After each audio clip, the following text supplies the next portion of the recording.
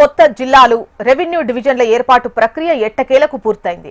దీంతో నేటి నుంచి ఏపీలో కొత్త జిల్లాల పునర్వ్యవస్థీకరణ అమలులోకి వస్తుంది. ప్రస్తుతం ఉన్నటువంటి 26 జిల్లాల స్థానంలో ఈ రోజు నుంచి 28 జిల్లాలుంటాయి. మరోవైపు కొత్తగా ఏర్పాటైనటువంటి ఈ పోలవరం, మార్కాపురం జిల్లాల్లో కలెక్టర్, జాయింట్ కలెక్టర్, ఎస్పీలను నియమిస్తూ ప్రభుత్వం ఉత్తర్వులు సైతం ఇచ్చింది. ఇక పోలవరం కలెక్టర్ గా అల్లూరి సీతారామరాజు, జిల్లా కలెక్టర్ ఏఎస్ దినేష్ కుమార్ కు ఇన్ఛార్జ్ విధులు నిర్వహించనున్నారు. ఇక మార్కాపురం కలెక్టర్ గా అటు ప్రకాశం జిల్లా కలెక్టర్ రాజబాబుకు అదనపు బాధ్యతలు అప్పగిస్తారు. పోలవరం ఎస్పీగా అల్లూరి జిల్లా ఎస్పీ అమిత్ బార్డర్ కు అదనపు బాధ్యతలు ఇస్తారు. మార్కాపురం ఎస్పీగా ప్రకాశం జిల్లా ఎస్పీ హర్షవర్ధన్ రాజుకు, పోలవరం జాయింట్ కలెక్టర్ గా అల్లూరి జాయింట్ కలెక్టర్ తిరుమణి శ్రీ పూజకు అదనపు బాధ్యతలు అందించారు. ఇక మార్కాపురం జాయింట్ కలెక్టర్ గా ప్రకాశం జాయింట్ కలెక్టర్ రోణంకి గోపాలకృష్ణకు ఇన్ఛార్జ్ బాధ్యతలు ఇచ్చారు. ఈ మేరకు ప్రభుత్వం ఆయా జిల్లాల్లో కలెక్టర్, జేసీ అండ్ ఎస్పీ కార్యాలయాలను నోటిఫై చేస్తూ ఉత్తర్వులు ఇచ్చింది. కొత్త జిల్లాలకు కలెక్టర్లు, జేసీలు వచ్చేదాకా ఉమ్మడి జిల్లా అధికారులే ఇన్ఛార్జీలుగా కొనసాగుతారు. ఇక డిసెంబర్ 31 నుంచి అంటే ఇవాల్టి నుంచి అన్నమయ్య జిల్లా కార్యకలాపాలు, మదనపల్లి కార్యక్రమాలు నేటి నుంచి ప్రారంభమవుతాయి. ఇప్పటి వరకు రాయచోటి నుంచి పనిచేసిన జిల్లా కలెక్టర్, ఎస్పీ, ఇతర జిల్లాల అధికారుల కార్యాలయాలు నేటి నుంచి మదనపల్లి నుంచే జరుగుతాయి. ఇక ఓవరాల్ గా కొత్త జిల్లాలు ఏర్పాటు, కలెక్టర్లు, జాయింట్ కలెక్టర్లు, ఎస్పీలకు సంబంధించి బాధ్యతలకు వీటన్నిటిపై వివరాలు అందించేందుకు మనకు ఏపీ బ్యూరో చీఫ్ హరికిషన్ సిద్ధంగా ఉన్నారు లైవ్ లో. హరికిషన్, ఇవాల్టి నుంచి 26 జిల్లాలు కాదు 28 జిల్లాలు ఏపీలో ఉండబోతున్నాయి. డివిజన్స్ కూడా పెద్ద ఎత్తున రెవెన్యూ డివిజన్స్ పెరిగినాయి, మండలాలు పెరిగినటువంటి సిచ్యువేషన్ లో ఓవరాల్ గా బాధ్యతల పరంగా collector, SP and joint collectors కు సంబంధించి బాధ్యతలు ఎలా ఉన్నాయి, ఓవరాల్ గా డీటెయిల్స్ ఏంటి? Thank you Joshna and good morning. ముఖ్యంగా గత ప్రభుత్వము జిల్లాలకు సంబంధించినటువంటి పునర్విభజన పూర్తిగా శాస్త్రీయంగా సహేతుకంగా చేయలేదని చెప్పేసి కూడా కూటమి ప్రభుత్వం ఎన్నికలకు ముందు కూడా ఆరోపణలు చేసింది. తమ ప్రభుత్వం అధికారంలోకి వచ్చిన వెంటనే వీలైనంత త్వరగా ఏదైతే శాస్త్రీయబద్ధంగా జిల్లాల పునర్విభజన చేస్తామని చెప్పేసి కూడా హామీ ఇవ్వడం జరిగింది. దానికి సంబంధించి ప్రభుత్వం అధికారంలోకి వచ్చిన తర్వాత పాలనపై అలాగే ఆర్థిక వ్యవస్థపై పూర్తి స్థాయిలో దృష్టి సారించింది. జిల్లాలకు సంబంధించినటువంటి పునర్విభజనపై కాస్త ఆలస్యంగా స్పందించిందని మాత్రం చెప్పుకోక తప్పదు. అయితే ముఖ్యమంత్రి దీనిపైన ప్రత్యేకంగా దృష్టి సారించడంతో పాటు ఖచ్చితంగా 2026 కంటే ముందుగానే అంటే 2025 చివరి సంవత్సరం లోపలే ఖచ్చితంగా కూడా జిల్లాల పునర్విభజన జరగాలని చెప్పేసి కూడా ఆదేశాలు జారీ చేశారు. అందుకు అనుగుణంగా ఆయా ప్రాంతాల్లో ఉన్నటువంటి ప్రజాభిప్రాయాల సేకరణ చేసేందుకు ప్రత్యేకంగా గ్రూప్ ఆఫ్ మినిస్టర్స్తో ఒక ఉపసంఘాన్ని కూడా ఏర్పాటు చేయడం జరిగింది. సో వారందరూ కూడా ఆయా జిల్లాలలో కూడా పర్యటించి అక్కడ ఉన్నటువంటి ప్రజల అభిప్రాయాలను అయితే సేకరించడం జరిగింది. గత ప్రభుత్వం అంటే ఏదైతే జిల్లా కేంద్రాలను, జిల్లా కార్యాలయాలను అలాగే నియోజకవర్గాలకు సంబంధించి అంటే జిల్లా కేంద్రం ఒక చోట ఉంటే మరొక చోట మండలాలు ఉండడం, ఇవన్నీ కూడా పూర్తిగా ఇబ్బందికర వాతావరణం ఉన్నటువంటి నేపథ్యంలో అవన్నీ కూడా మంత్రివర్గ ఉపసంఘం దృష్టికి అక్కడ ఉన్నటువంటి ప్రజలు అయితేనేమి, అలాగే ప్రజా సంఘాలు అయితేనేమి, అలాగే రాజకీయ పార్టీలు అయితేనేమి, సో ఇవన్నీ కూడా తీసుకురావడం జరిగింది. దానికి సంబంధించి అప్పటికే 2 సార్లు కూడా మంత్రివర్గ ఉపసంఘం భేటీ అయింది. దాని వస్తున్నటువంటి వాటన్నిటిని కూడా అభిప్రాయాలన్నిటినీ కూడా ఒక నివేదిక రూపంలో క్యాబినెట్లో కూడా పెట్టడం జరిగింది. అయితే క్యాబినెట్ దీనిపైన పూర్తి స్థాయి కూడా సమాలోచనలు చేసింది, చర్చించింది. కంప్లీట్గా 26 జిల్లాలను 29 జిల్లాలుగా ఫస్ట్ చేయడం జరిగింది. ఇందులో మదనపల్లి, మార్కాపురం అలాగే పోలవరం జిల్లా రంపచోడవరం కేంద్రంగా సో చేసి ఒక తీర్మానం అయితే చేసింది, ఒక ఉత్తర్వులు అయితే జారీ చేసింది.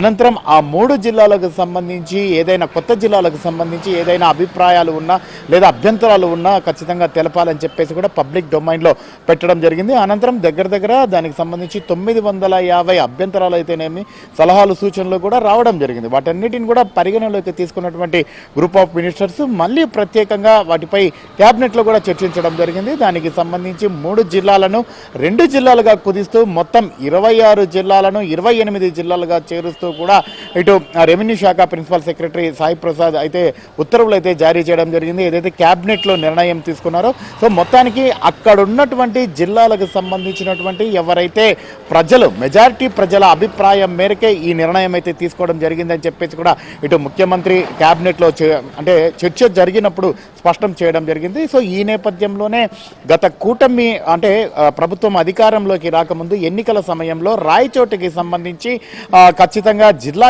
కేంద్రంగా కొనసాగుతుందని చెప్పేసి కూడా ఇటు అప్పటి ప్రతిపక్ష నేత ఇప్పటి ముఖ్యమంత్రి ప్రస్తుత ఎవరైతే మంత్రి మండిపల్లి రామప్రసాద్ రెడ్డి వీళ్ళు అక్కడ ఉన్నటువంటి పబ్లిక్ కి హామీ ఇవ్వడం కూడా జరిగింది. సో ఒకవేళ అక్కడ ఉన్నటువంటి వైసీపీ నేతలందరూ కూడా ఖచ్చితంగా కూటమి ప్రభుత్వం అధికారంలోకి వస్తే రాయచోటి జిల్లా కేంద్రాన్ని తరలిస్తుందని చెప్పేసి అంటే చివరి నోటిఫికేషన్ వచ్చే కన్నా ముందు ప్రభుత్వం నుంచి ఉత్తర్వులు వచ్చే కన్నా ముందు కూడా వివిధ జిల్లాలకు సంబంధించి కొత్తగా ఏర్పాటు చేయాలని ఫర్ ఎగ్జాంపుల్ ఆదోని ఇటువంటివి గనక మనం తీసుకున్నట్టయితే పెద్ద ఎత్తున ఆందోళనలు చేశారు. ఇకపై కూడా అంటే అభిప్రాయ సేకరణ కూడా తీసుకుంటున్నటువంటి క్రమంలో వాళ్ళ అభ్యంతరాలు చెప్పాల్సినటువంటి టైం కూడా అయిపోయినటువంటి క్రమంలో ప్రస్తుతం వాళ్ళ అభిప్రాయాలు ఎలా ఉన్నాయి, సిచ్యువేషన్ ఎట్లా ఉంది?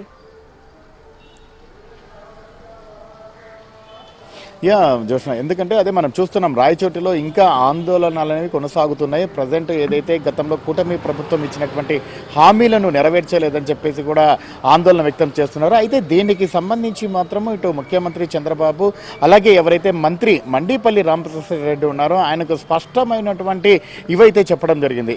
ఏదైతే శాస్త్రీయంగా అక్కడ ఉన్నటువంటి మెజార్టీ ప్రజలందరూ కూడా ఎక్కువగా ఇటు రాజంపేట ప్రజలందరూ కూడా కడప జిల్లాలోకి ఉండాలని చెప్పేసి అలాగే రైల్వే కోడూరు ప్రజలందరూ కూడా ఇటు తిరుపతిలో ఉండాలని చెప్పేసి కూడా కోరుకుంటున్నారు. సో ఈ నేపథ్యంలోనే ఇప్పటికీ అన్నమయ్య జిల్లా ఏదైతే ఏర్పాటు చేశారో రాయచోటి జిల్లా కేంద్రంగా ఈ 3 నియోజకవర్గాలకు సంబంధించి ఇటు మదనపల్లి పీలేరు ఇవన్నీ కూడా చిత్తూరు జిల్లాకు సంబంధించినవి. సో చాలా వరకు కూడా ఈ 2 నియోజకవర్గాలు రాజంపేట కడపలో కలవడం అలాగే రైల్వే కోడూరు తిరుపతిలో కలవడం. ఇప్పుడు కడప జిల్లాకు సంబంధించి రాయచోటి ఒక్కటిగానే మిగిలిపోతుంది. ఆ ఒక్క నియోజకవర్గాన్ని జిల్లా కేంద్రంగా చేయలేము, అక్కడ ఉన్నటువంటి ఇబ్బందులు ఎదురవుతాయని చెప్పేసి కూడా ఆయన పూర్తిగా శాస్త్రీయంగా ఎటువంటి సమస్యలు వస్తాయి, సాంకేతిక పరంగా ఎటువంటి సమస్యలు వస్తాయని చెప్పేసి కూడా మంత్రివర్గ సమావేశంలో నీట్గా విశదీకరించి చెప్పడం అలాగే అధికారులు సైతం కూడా దానికి సంబంధించి పవర్ పాయింట్ ప్రజెంటేషన్ ఇవ్వడం జరిగింది. సో ఖచ్చితంగా ఒకవేళ రాయచోటి జిల్లా కేంద్రంగా ఉంటే ఎటువంటి అభివృద్ధి జరుగుతుందో అందుకు 2 అభివృద్ధి ఖచ్చితంగా కూటమి ప్రభుత్వం చేసి తీరుతుంది. ఖచ్చితంగా రాయచోటి ప్రజలందరూ కూడా స్వాగతిస్తారు. కేవలం జిల్లా కేంద్రం ఉండదనే మాట కానీ అభివృద్ధిలో ఎక్కడా కూడా మిగిలిన వాటికి వెనక పడకుండా ఒక అడుగు ముందుగానే ఉంటుందని చెప్పేసి కూడా ముఖ్యమంత్రి హామీ ఇచ్చారు. అందుకు అనుగుణంగా రాయచోటి వాసులకు ఆ జిల్లాకు సంబంధించినటువంటి కేంద్రంలో ఎటువంటి అభివృద్ధికి సంబంధించినటువంటి ఏమేమి పనులు కావాలి, ఏమేమి కార్యాలయాలు కావాలి అవన్నీ తమకు ఇస్తే వెంటనే వాటిని మంజూరు చేసేందుకు సిద్ధంగా ఉన్నామని చెప్పేసి కూడా ఆయన మంత్రి మండిపల్లి రామప్రసాద్ రెడ్డికి చెప్పడం జరిగింది. ఎందుకంటే అంతకంటే ముందుగా ఆయన తీవ్ర భావోద్వేగానికి గురయ్యారు. ఏదైతే తాను ఇచ్చినటువంటి హామీని నిలబెట్టుకోలేకపోతున్నాను, ప్రజల మధ్యకు ఎలా వెళ్ళాలి, తాను పూర్తిగా ఇబ్బందులు పడేటటువంటి అవకాశం ఉంటుంది, అక్కడ ప్రజలకు ఏం సమాధానం చెప్పాలన్నటువంటి నేపథ్యంలో ఆ కేబినెట్ సమావేశంలో కూడా కన్నీరు పెట్టుకున్నారు, భావోద్వేగానికి గురయ్యారు. కానీ పూర్తిగా ముఖ్యమంత్రి ఆయనను సముదాయించారు. ఖచ్చితంగా రాయచోటి అభివృద్ధికి ఎటువంటి ఇబ్బందులు ఎదుర్కోవాల్సినటువంటి అవసరం లేదు, తాను ముందర ఉండి ప్రత్యేక దృష్టి సారిస్తాము, ఖచ్చితంగా రాయచోటిని అభివృద్ధి చేస్తామని చెప్పేసి ఆయన హామీ ఇవ్వడమే కాకుండా అక్కడ ఏమేమి పనులు కావాలి, ఏమేమి కార్యాలయాలు కావాలి, ఎటువంటి అభివృద్ధికి సంబంధించినటువంటి రోడ్ మ్యాప్ ఇవ్వాలని దానిని వెంటనే శాంక్షన్ చేసేందుకు ప్రభుత్వం సిద్ధంగా ఉందని చెప్పేసి కూడా ఒక హామీ ఇవ్వడం జరిగింది. దీంతో అయితే రాయచోటికి సంబంధించి కాస్త సమస్య తగ్గుముఖం పట్టిందని మాత్రం అనుకోక తప్పదు. మరోవైపు ఇటు మదనపల్లికి సంబంధించి జిల్లా ముందు ప్రకటించారు. కానీ అన్నమయ్య ఏదైతే తొలి తెలుగు కవితా పితామహుడు అన్నమయ్య ఉన్నారో తాళ్లపాక అన్నమాచార్యుడు, ఆయన పేరును మరవకూడదు, ఖచ్చితంగా అటువంటి మహనీయులు ప్రాంతాలకు పరిమితం చేయకూడదు, ఎక్కడున్నా అటువంటి వ్యక్తుల పేర్లు మనం పెట్టుకోవడానికి అవకాశం ఉంటుంది, స్మరించుకోవడానికి అవకాశం ఉంటుంది అన్నటువంటి రీతిలో అన్నమయ్య జిల్లాను కొనసాగిస్తూనే రాయచోటి జిల్లా కేంద్రంగా ఉన్నటువంటి ఏదైతే అన్నమయ్య జిల్లాను మదనపల్లి జిల్లా కేంద్రంగా కూడా చేయడం జరిగింది. మరోవైపు ఏదైతే గతంలో నిర్ణయం తీసుకున్నారో పోలవరం జిల్లాకు సంబంధించి రంపచోడవరం జిల్లా కేంద్రంగా ఉన్నారో సో ఆ జిల్లాను అలాగే కొనసాగించడంతో పాటు మార్కాపురానికి సంబంధించి కొన్ని మార్పులు చేర్పులు అయితే చేయడం జరిగింది. అప్పటి వరకు కందుకూరు ఏదైతే నెల్లూరు జిల్లాలో ఉందో బాపట్ల జిల్లాలో ఉన్నటువంటి అద్దంకిని ఈ 2 నియోజకవర్గాలను తీర్చి మళ్ళీ మార్కాపురంలో జాయిన్ చేయడం, అలాగే దొనకొండ కురిచేడుకు సంబంధించినటువంటి మార్కాపురం జిల్లాలో ఉన్నటువంటి ఆ 2 మండలాలను ప్రకాశం జిల్లాకు కూడా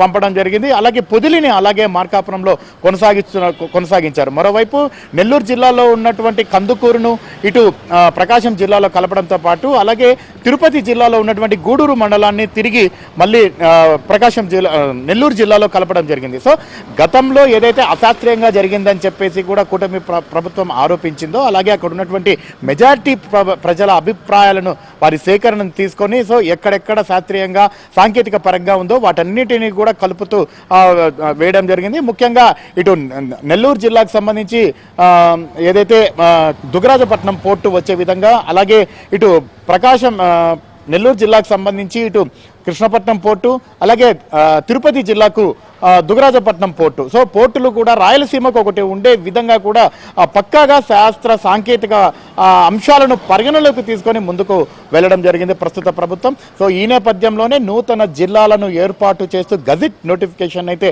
ఈరోజు విడుదల చేసేటటువంటి అవకాశం ఉంది. ఇప్పటికే రెవెన్యూ శాఖ ప్రిన్సిపల్ సెక్రటరీ ఉత్తర్వులు అయితే జారీ చేయడం జరిగింది. ప్రధానంగా ఏదైతే ఇటు రంపచోడవరం కేంద్రంగా పోలవరం జిల్లా, అలాగే మార్కాపురం సంబంధించి జిల్లా కేంద్రం, అలాగే ఇటు మదనపల్లికి సంబంధించి మదనపల్లి కేంద్రంగా అన్నమయ్య జిల్లా, ఈ 3 జిల్లాలకు సంబంధించి కూడా ఈరోజు గెజెట్ నోటిఫికేషన్ వస్తుంది.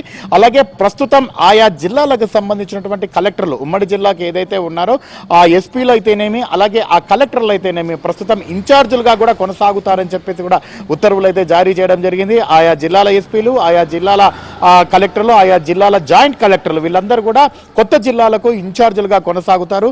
మరోవైపు మార్కాపురం సంబంధించి కూడా ఈరోజు జిల్లా కేంద్రాన్ని అక్కడ ఉన్నటువంటి ఎవరైతే ఆ జిల్లా మంత్రిగా ఉన్నటువంటి డోలా బాల వీరాంజనేయ స్వామి కూడా కార్యాలయాలను కూడా ఓపెన్ చేస్తున్నటువంటి పరిస్థితి ఉంది. మొత్తానికి మాత్రం కూటమి ప్రభుత్వం ఇచ్చినటువంటి హామీ మేరకు 2026 కంటే ముందుగానే కొత్త జిల్లాలను శాస్త్రీయంగా ఏర్పాటు చేస్తామని, ప్రజల అభిప్రాయం మేరకు ఏర్పాటు చేస్తామని చెప్పినటువంటి నేపథ్యంలో ఈ రోజు కంప్లీట్ గా గెజెట్ నోటిఫికేషన్ అయితే విడుదల కాబోతున్నటువంటి పరిస్థితి అయితే ఉంది. జస్నా రైట్ హరికిషన్, ఇవాల్టి నుంచి ఏపీలో 26 జిల్లాలు కాదు 28 జిల్లాలు.